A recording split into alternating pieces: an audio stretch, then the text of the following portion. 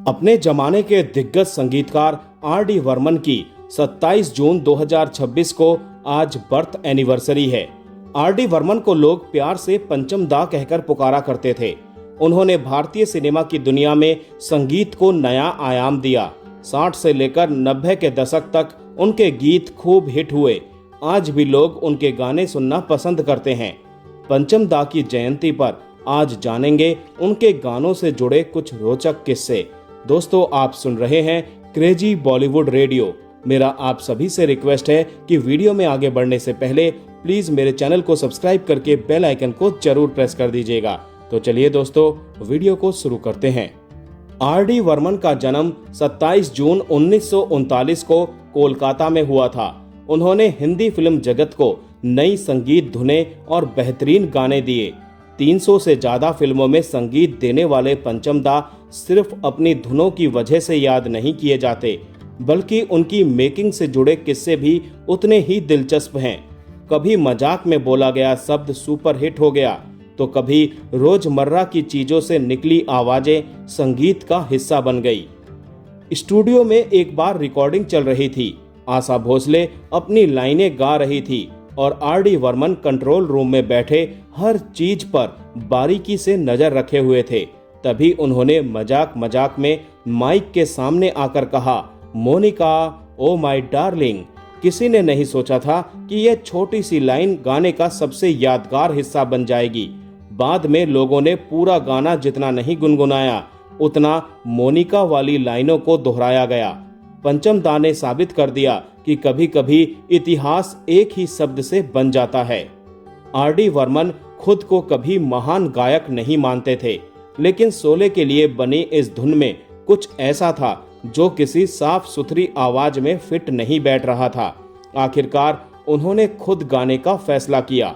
Recording खत्म हुई तो उनकी आवाज में मौजूद खुरदुरापन ही इस गाने की पहचान बन गया।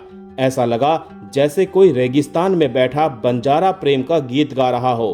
गीत था महबूबा महबूबा। पंचम दा की आदत थी कि वो हर आवाज में संगीत ढूंढते थे।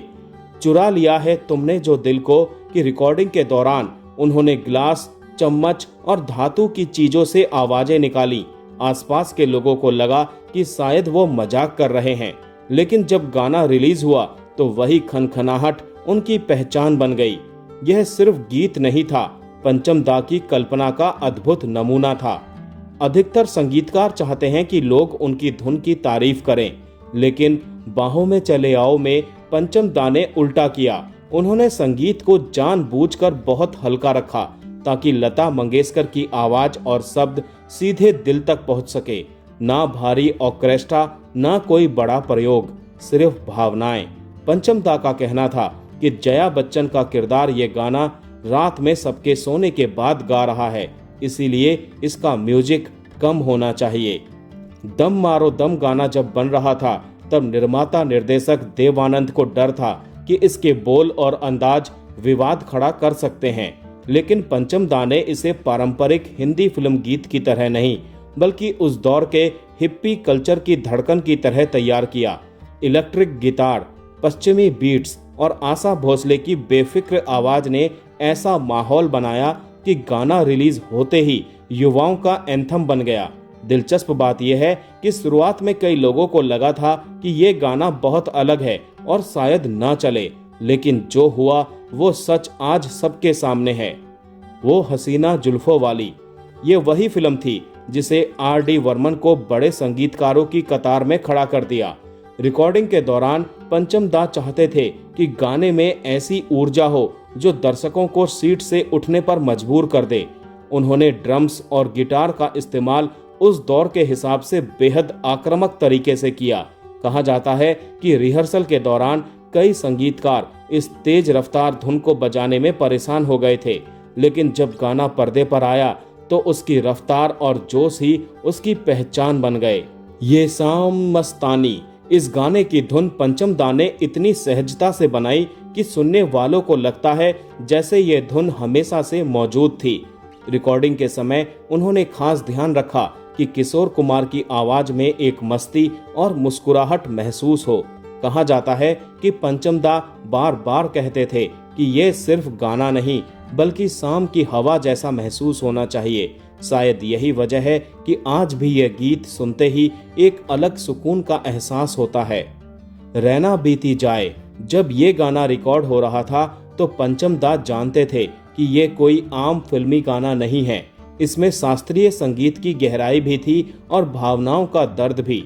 लता मंगेशकर ने रिकॉर्डिंग के दौरान इतनी बारीकी से सुर साधे कि स्टूडियो में मौजूद लोग मंत्रमुग्ध हो गए। कहा जाता है कि पूरा गाना होने के बाद कुछ देर तक कमरे में सन्नाटा रहा, क्योंकि सभी उसके असर से बाहर ही नहीं निकल पा रहे थे। हमें तुमसे प्यार कितना, इस गाने की सबसे दिलचस्प बात यह थी कि इसके 2 अलग अलग संस्करण रिकॉर्ड किए गए थे, एक किशोर कुमार की आवाज में और दूसरा परवीन सुल्तान की आवाज में। पंचम दा चाहते थे कि एक ही भावना को 2 बिल्कुल अलग अंदाज में पेश किया जाए। जब दोनों संस्करण तैयार हुए तो ये तय करना मुश्किल हो गया कि कौन सा बेहतर है। आज भी संगीत प्रेमियों के बीच इस बात पर बहस होती है कि दिल को ज्यादा कौन छूता है। मुसाफिर हूँ यारो, इस गाने की आत्मा उसकी सादगी में थी। पंचम दा नहीं चाहते थे कि संगीत शब्दों पर हावी हो जाए। उन्होंने धुन को बिल्कुल खुला और हल्का रखा, ताकि ऐसा लगे जैसे कोई अकेला मुसाफिर रास्ते पर चलते चलते अपनी कहानी गुनगुना रहा हो। यही वजह है कि ये गीत सुनते समय श्रोता खुद को उस सफर का हिस्सा महसूस करने लगते हैं। तो दोस्तों, आज का ये वीडियो यहीं समाप्त करते हैं। मिलते हैं नेक्स्ट वीडियो में। तब तक के लिए आप सभी को tata bye bye, take care.